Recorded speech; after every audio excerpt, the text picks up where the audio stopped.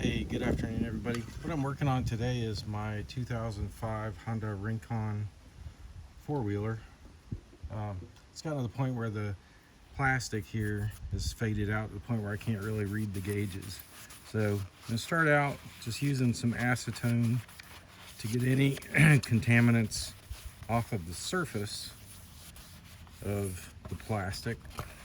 Shouldn't be too much, but there was some. It's pretty heavily oxidized. Next thing I'm going to use is plastic polish. It's advertised for headlights. You can get it just about anywhere, Walmart, etc. Basically, I got a soft terry cloth towel and plastic polish. Just put a little bit on there. Try not to eat off my numbers at the top or the letters for the gear selector.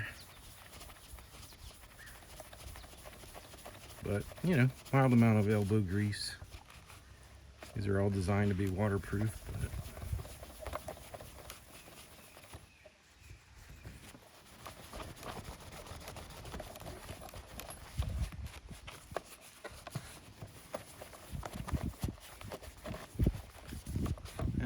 as you can see, for this application, it made a pretty substantial difference.